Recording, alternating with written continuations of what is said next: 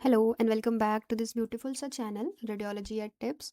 सो आज का हमारा टॉपिक है एक्सक्रीटरी सिस्टम एंड आज हम इसे डिटेल में जानने वाले हैं। सो यह है टेबल ऑफ कंटेंट कि इस वीडियो में क्या क्या रहने वाला है। जैसे कि इंट्रोडक्शन हो गया, ऑर्गेन्स हो गए कि कौन कौन से ऑर्गेन्स इन्वॉल्व होते हैं एक्सक्रीटरी सिस्टम में। ये ऑर्गेन्स होगा ORGANS, and sorry for this spelling mistake. जैसे कि kidney, urinary bladder and ureter, ये तीनों ऑर्गेन्स होते हैं जो कि मेनली इन्वॉल्व होते हैं एक्सक्रीशन में। और भी बहुत सारे हेल्पिंग, जैसे यूरेथ्रा है कि ओपनिंग होती है जिससे कि यूरिन पास आउट होगा। फंक्शनिंग एंड फ्लो चार्ट से हम समझेंगे कि क्या है एक्सक्रीटरी सिस्टम। सो स्टार्ट करते हैं इंट्रोडक्शन से। The excretory system is a vital body system responsible for removing waste product formed during normal metabolic activities. जो एक्सक्रीटरी सिस्टम है ये बहुत ही एक वाइटल, मतलब कि बहुत ही एक इम्पॉर्टेंट सिस्टम है हमारी ह्यूमन बॉडी का, जो किस चीज़ के लिए रिस्पॉन्सिबल होता है। ये रिस्पॉन्सिबल होता है ताकि जो भी वेस्ट प्रोडक्ट एक नॉर्मल मेटाबॉलिक एक्टिविटी जब बॉडी के अंदर होती है तो उसमें जो भी वेस्ट प्रोडक्ट बनता है उसको रिमूव करने का काम करता है हमारा एक्सक्रीटरी सिस्टम। ठीक है, बॉडी में बहुत तरह की मेटाबॉलिक एक्टिविटीज़ होती हैं रोज़मर्रा की ज़िंदगी में, एंड इन सारे मेटाबॉलिक जब एक्टिविटीज़ होती है तो उनका एक वेस्ट प्रोडक्ट बनता है जो कि बॉडी से बाहर निकालना होता है। अगर वो बॉडी में रहेगा तो वो बहुत टॉक्सिसिटी कॉज करेगा।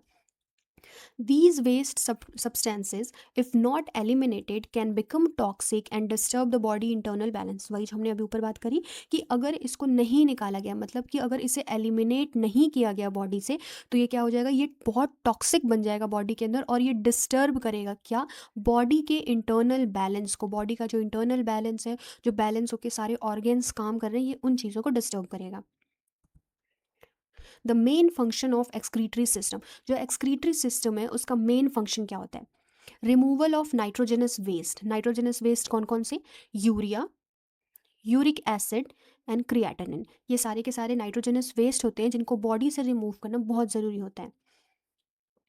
Regulation of water and electrolyte balance, body में जो भी वाटर है और इलेक्ट्रोलाइट्स हैं, बॉडी के लिए वाटर और इलेक्ट्रोलाइट दोनों ज़रूरी होता है, तो उसको एक बैलेंस में रखता है, उसको रेगुलेट करता है कि कहीं बहुत ज़्यादा कम ना हो, कहीं बहुत ज़्यादा ज़्यादा ना हो जाए। Maintenance of acid base balance, जो कि पीएच को बैलेंस करता है बॉडी के अंदर। Control of blood volume and blood pressure, blood के वॉल्यूम को भी कंट्रोल करेगा एंड ब्लड के प्रेशर को भी कंट्रोल करेगा। The excretory system works closely with circulatory system to filter blood and helps maintain homeostasis. ठीक है, जो एक्सक्रीटरी सिस्टम है वो बहुत ही क्लोजली वर्क करता है किसके साथ, सर्कुलेटरी सिस्टम के साथ। क्यों, देखिए, एक्सक्रीशन में सबसे जो इंपॉर्टेंट चीज़ होती है वो होती है ब्लड।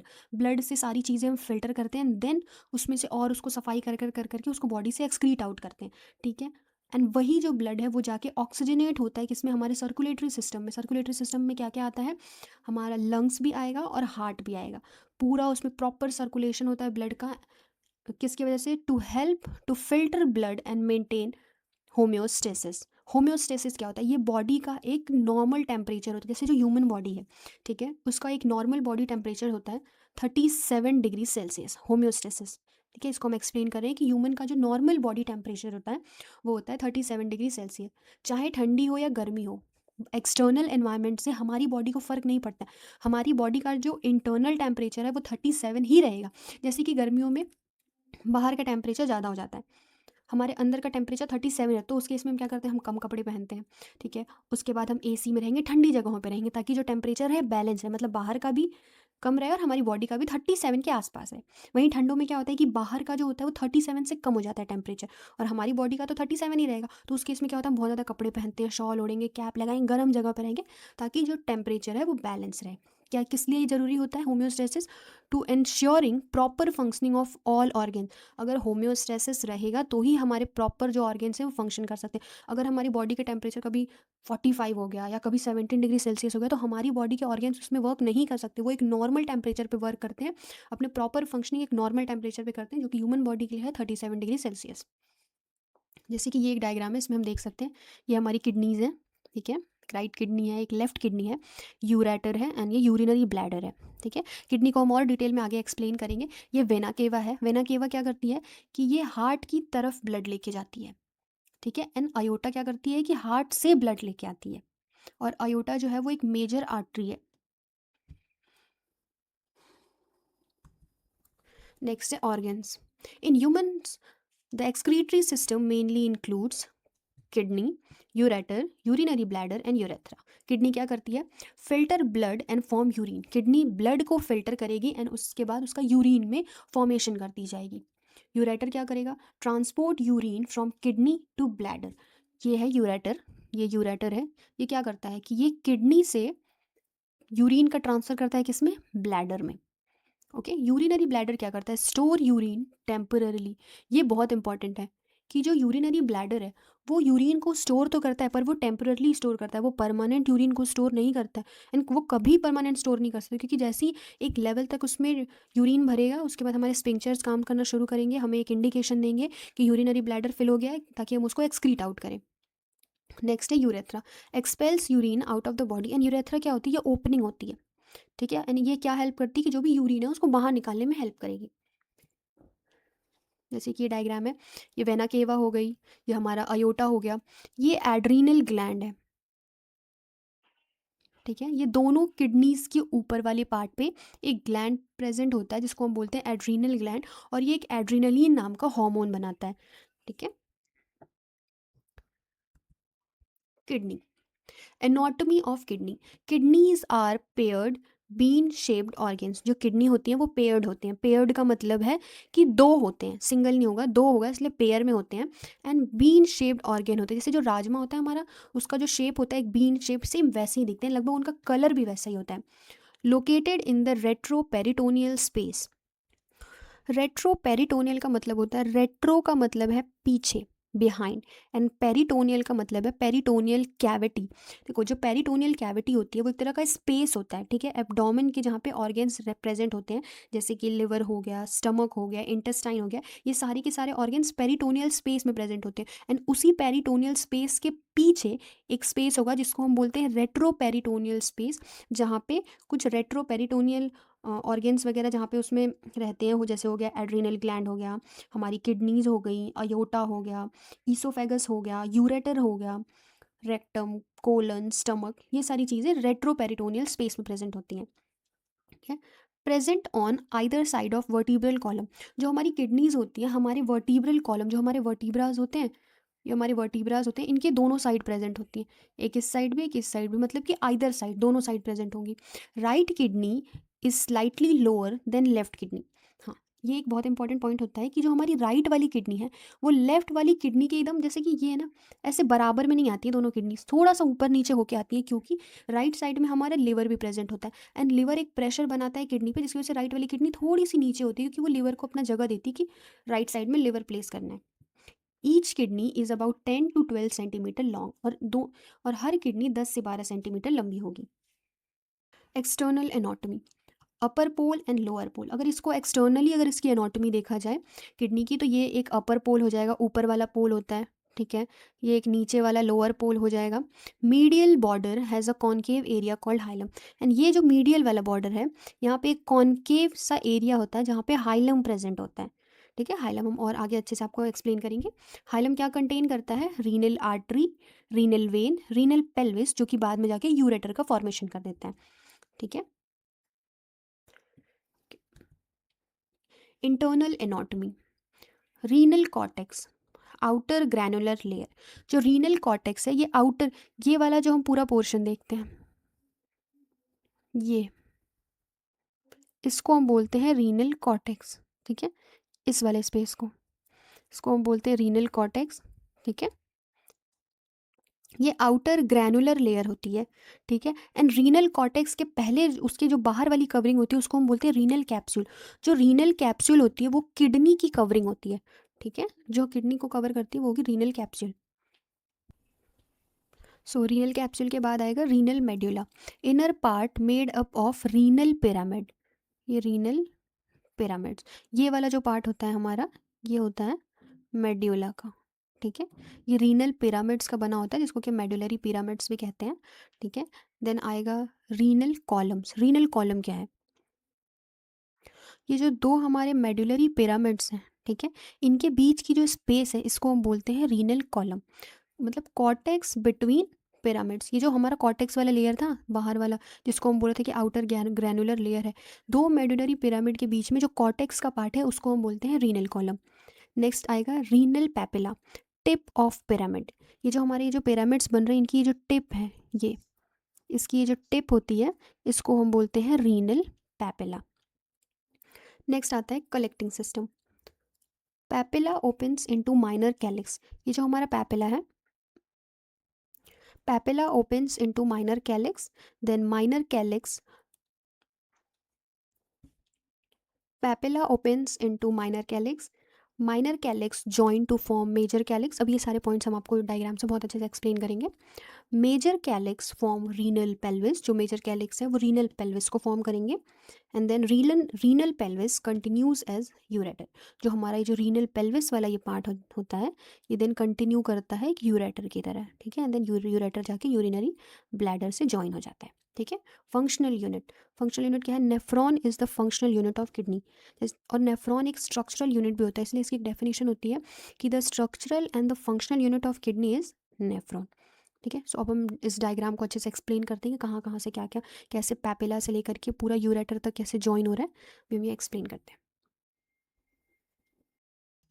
सो यहाँ ये पूरी इमेज है, यहाँ पे हमने इसे जूम कर रखा है। जैसे हमने बताया था कि हमारा जो रीनल पैपिला होता है, जो हमारा मेड्यूलरी पिरामिड है, ठीक है, इसका जो सबसे नीचे वाला जो टिप होता है, टिप ऑफ पिरामिड को हम बोलते हैं रीनल पैपिला, ठीक है। रीनल पैपिला किस में ओपन हो रहा है? हमारे माइनर कैलिक्स में। माइनर कैलिक्स क्या है? ये जो पतला वाला पार्ट है, ये माइनर कैलिक्स है, फिर दूसरा माइनर कैलिक्स ये है, फिर ये माइनर कैलिक्स है, यहाँ ये भी माइनर कैलिक्स है, minor calyx, and then this is minor calyx, okay. अब ये माइनर कैलिक्स किस में ज्वाइन हो रहा है? ये ज्वाइन करके बना रहा है मेजर कैलिक्स। ये जो पूरा पोर्शन है, ये जैसे ये जो एक ब्रांच टाइप का दिख रहा है ना, ये एक मोटी सी ब्रांच है, इसमें से ये 3 ब्रांच निकल गई, ठीक। वैसे यहाँ पे पूरी एक मोटी सी ब्रांच है, इसमें से 3 ब्रांच निकल गई। सो इस मोटी वाली ब्रांच को हम बोलते हैं मेजर कैलिक्स, एंड देन उससे निकली हुई पतली पतली ब्रांचेस को हम बोलते हैं माइनर कैलिक्स, ठीक है। अब ये मेजर कैलिक्स किसको बनाते हैं? ये मेजर कैलिक्स पूरा मिलके यहाँ पे क्या बना रहा है? रीनल पेल्विस, जो कि हम ये देख सकते हैं, ये रीनल पेल्विस।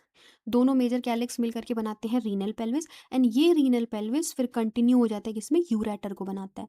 सो यही इसी की मैं बात कर रही थी कि मैं पूरा से डिटेल, पहले आएगा renal papilla, then minor calyx, then major calyx, then renal pelvis, and then वो फर्दर बन जाएगा यूरेटर। जैसे ये देख सकते हैं हमारा मेडुलरी पिरामिड है, रीनल आर्टरी है, रीनल वेन है, एंड एक और बात हुई थी हाइलम। ये जो पूरा पोर्शन होता है, ये वाला पोर्शन, इसको हम बोलते हैं हाइलम। और हाइलम में क्या क्या आता है? रीनल आर्टरी आएगा, रीनल वेन आएगा, एंड रीनल पेल्विस आएगा, जो कि बाद में जाकर के यूरेटर का फॉर्मेशन, क्योंकि रीनल पेल्विस ही आगे जैसे जैसे बढ़ता जाएगा तो उसके बाद वो यूरेटर का फॉर्मेशन करता है, जो कि फर्दर जाके यूरिनरी ब्लैडर से ज्वाइन हो जाता है, ओके।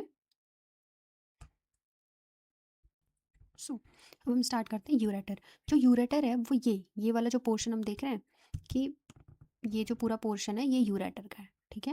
वैसे ही इधर ये वाला जो पोर्शन है ये यूरेटर का है। तो यूरेटर क्या करता है? ये सिर्फ और सिर्फ ट्रांसपोर्ट करता है यूरिन का। ये यूरिन का ट्रांसपोर्ट करता है कहाँ? किडनी से यूरिनरी ब्लैडर में, ठीक है। सो जो सबसे पहला टॉपिक है वो है anatomy of ureter.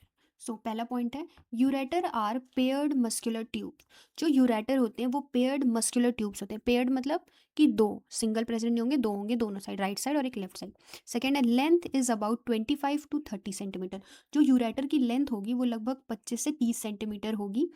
They carry urine from kidney to urinary bladder. यही इसका फंक्शन होता है कि ये यूरिन को कैरी करता है किडनी से यूरिनरी ब्लैडर की तरफ। And each ureter start from the renal pelvis. और जो हर यूरेटर है वो कहाँ से स्टार्ट होगा? रीनल पेल्विस से। जैसे पीछे वाले डायग्राम में हमने बात करी थी, minor calyx, then major calyx, then renal pelvis, and renal pelvis जाकर के बना रहा था ureter.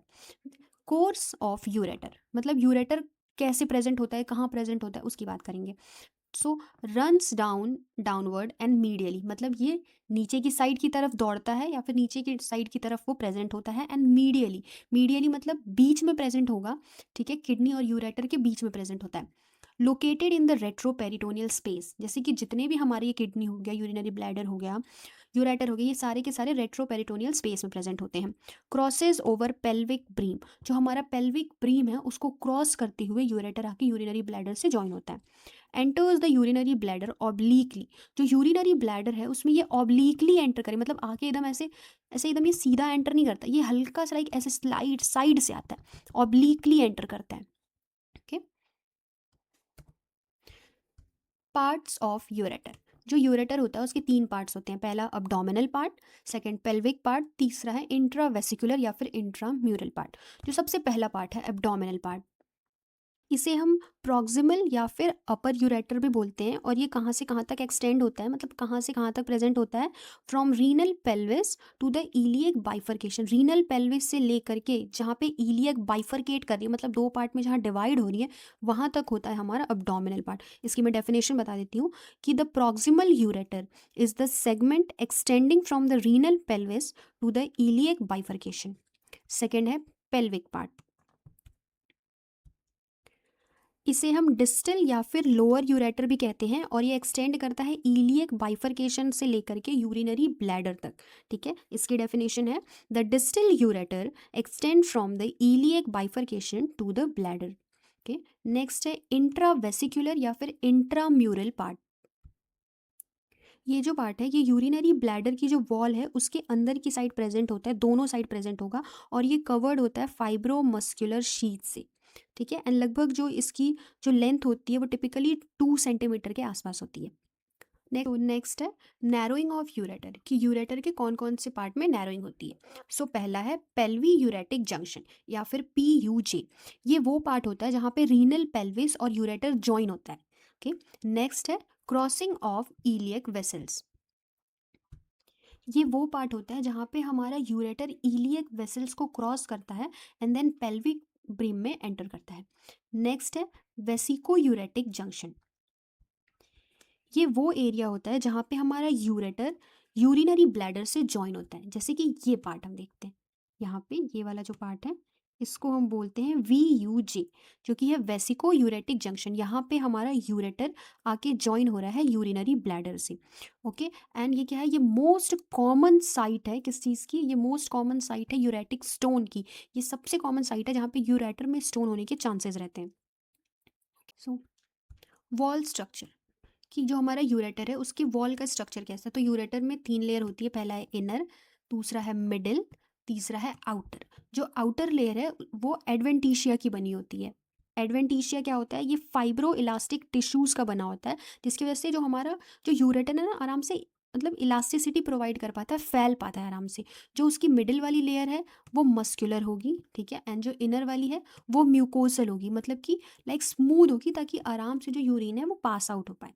Blood supply from near by vessels, जो हमारा यूरेटर है उसमें जो ब्लड सप्लाई होती है वो कहाँ कहाँ से होती है, रीनल से होगी, गोनाडल से होगी एंड इलियक आर्टरी से होगी। इन सारी, ये देखो, ये रीनल आर्टरी है, गोनाडल आर्टरी है एंड इलियक आर्टरी है।